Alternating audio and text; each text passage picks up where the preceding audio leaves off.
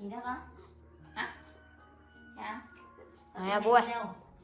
Ra đây. Ra đây Vui. Ra đây. Nhá nhá. Ra đây. Nè Vui. Đằng sau. Ra đây. Ra đây. Đi đâu con?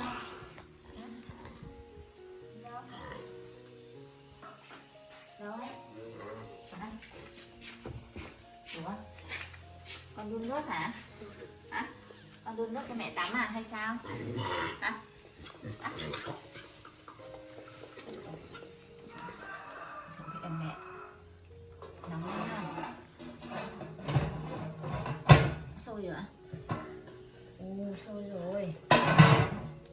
Con đang thẳng cao vào hả? Thế để mẹ tắm nhá. Thay quần áo nhá. Mọi người nhá. Giờ đi lạnh đó. Con biết hôm nay con có nước ấm hả? Phải không? À, con biết hả? Đây con bế em cho mẹ đi. Này con bế em đi bố.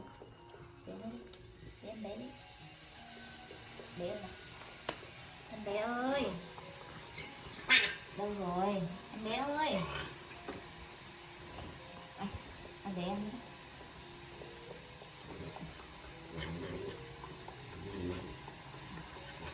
Đây để mẹ đi nghe phòng mông luôn nhé.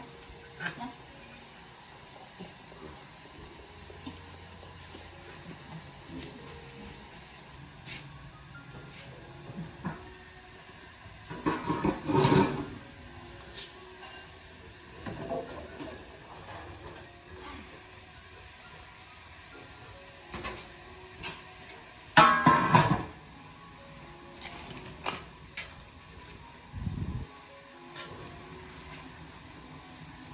Hai đứa ngồi yên đấy nha, để mẹ nha.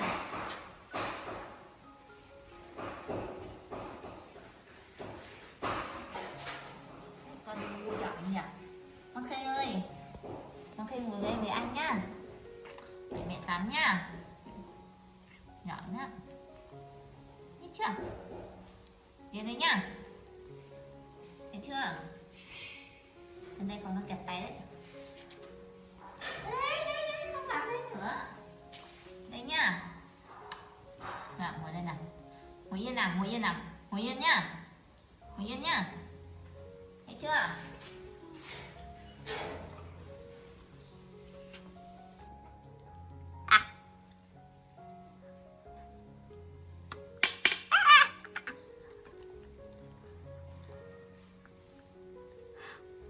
Hoài.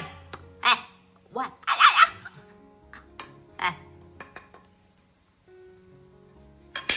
Con Thầy ngồi yên.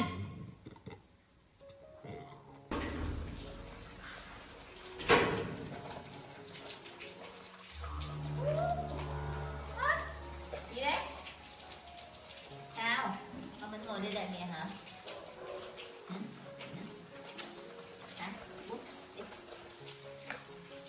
Để cái mặt.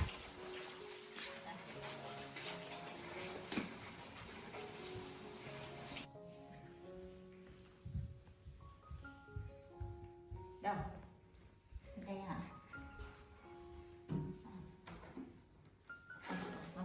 À, lấy thuốc cho mẹ hả? Cái đâu ra đây cho mẹ nào? Tôi cả cái kéo đây cho mẹ rửa vết thương luôn.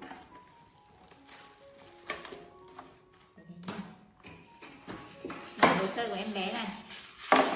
Kéo quá. Này, đồ chơi của em đây, em đi đắp chơi đi. Ai.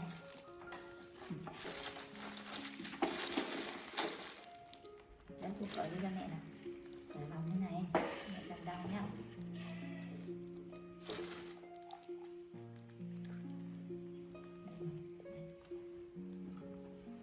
Có lẽ hôm nay con gửi cho mẹ. Mẹ giỏi quá, vui trường mẹ quá. À đâu ấy, từ từ đây. À, con chị xuống. Đây, đây, đây. Rồi. À, con chị rồi. Đây, bật này lên để đây nè. Bỏ cái này. Đi sao đây?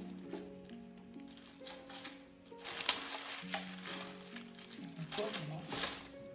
Em bé đi chơi đâu rồi đấy.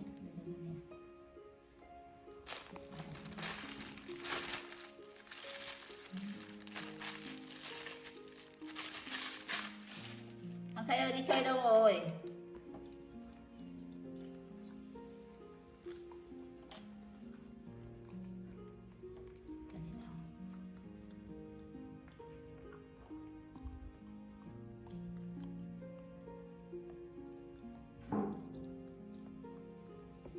Bố đi chơi mẹ quá nhỉ? Phải không? Dạ. Phải không bố?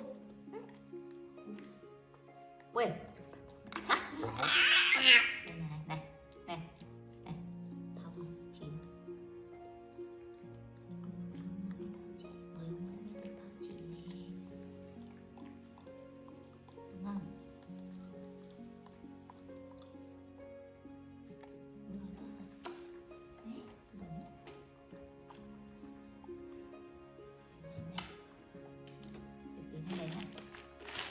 Bố. Bố.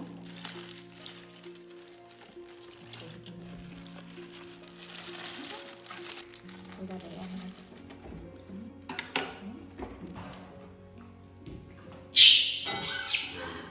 Bé cả cục bánh ở đây con. Bắt.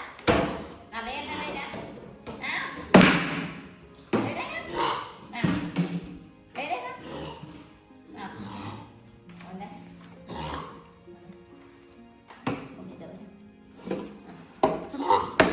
Em bé ơi, bánh nào. Chỗ con mở đi. Con mở đi. Ôi.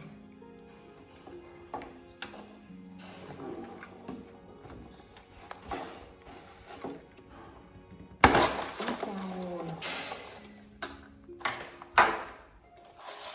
bánh lộn xộn hết rồi. Đây con thích ăn cái nào?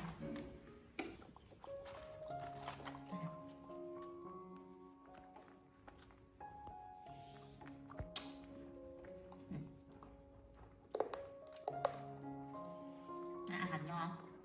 Ừ.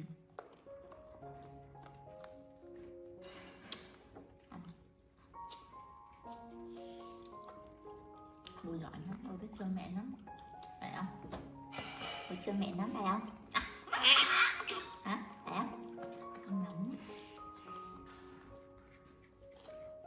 Em bé ăn ngon rồi. Ăn hết ở đấy nhá. Ừ? Ăn mẹ nào phải.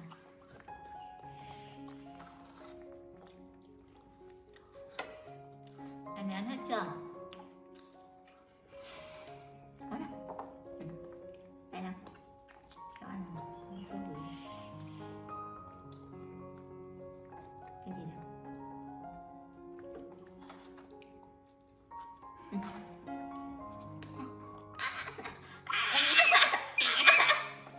Cảm ơn Bu nhé.